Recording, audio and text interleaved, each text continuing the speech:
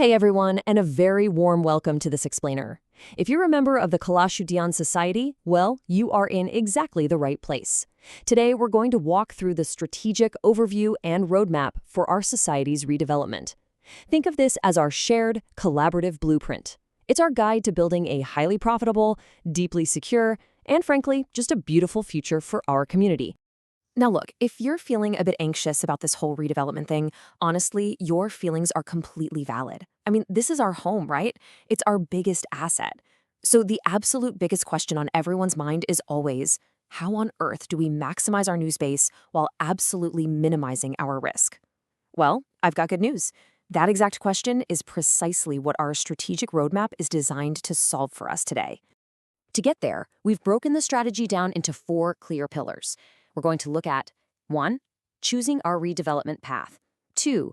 Ensuring top-tier construction quality. 3. Fair internal sales rules. And finally, 4. Our ironclad legal protections. All right, let's jump right into pillar number 1, choosing our redevelopment path and mapping out our structural options for the future.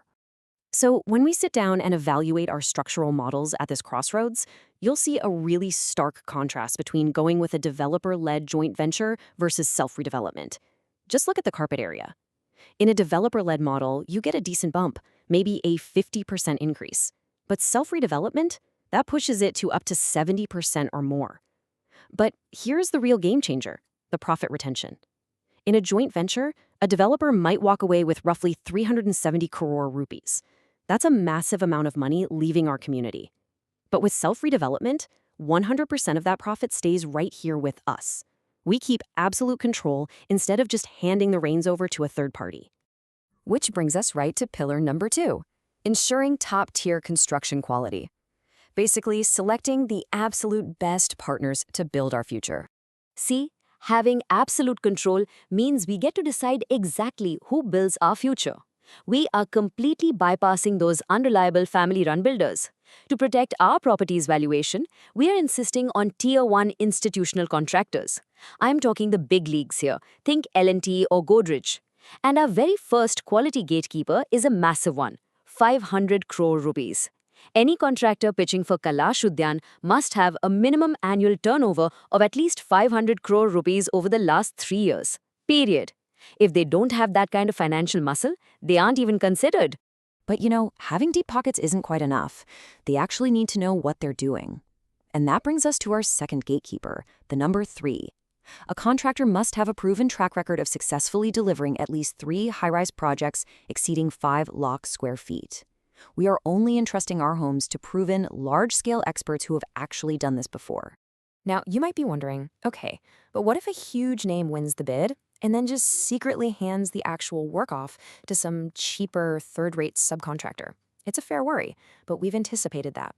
Our rules explicitly state that subcontracting any structural works without the society's approval is a direct breach of contract.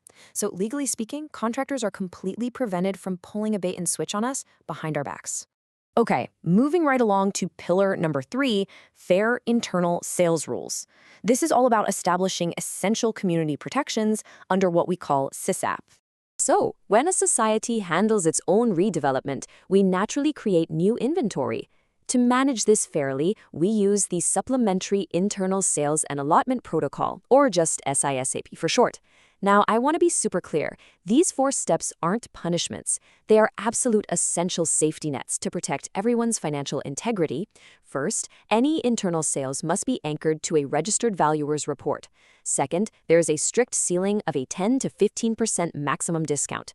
Third, every single rupee must be cleanly routed via a project escrow account.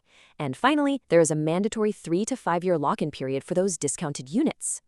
You see, this creates a really brilliant balance for us. We definitely want to be able to help out our relatives, right? So family discounts are totally allowed, capped at a generous 15%. But we also absolutely have to protect our building's overall market value. Speculative flipping, someone buying at a deep discount just to immediately flip it for a quick profit, is completely blocked by that lock-in period. It lets us support our loved ones while legally stopping outside spectators from diluting Kalash Udyan's hard-earned value.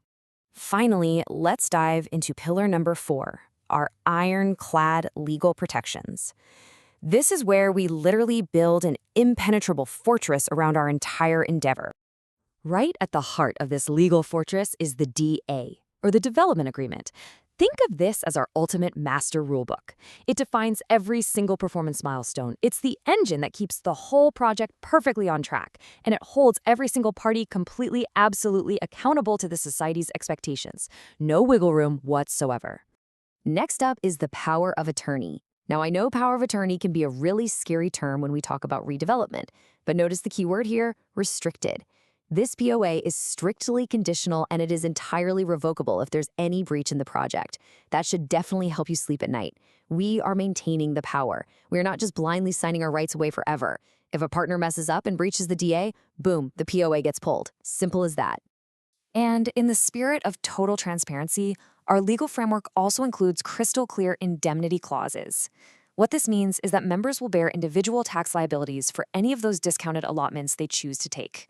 We're being upfront about this right now so everyone knows exactly what their financial responsibilities are. Because, let's face it, nobody wants a surprise tax headache down the road. As we start to wrap up this explainer, I want us all to reflect on this one quote. With absolute control comes the need for absolute governance. Stepping up and taking on self-development is incredibly rewarding. I mean, keeping 100% of the profits and getting massively bigger homes? Yes, please. But it's highly rewarding, specifically because we are enforcing these incredibly strict standards. The Tier 1 contractors, the ISAP sales rules, the ironclad contracts. That's exactly what makes this approach genuinely secure for us. So that leaves us with one final, and honestly very exciting question for all of us.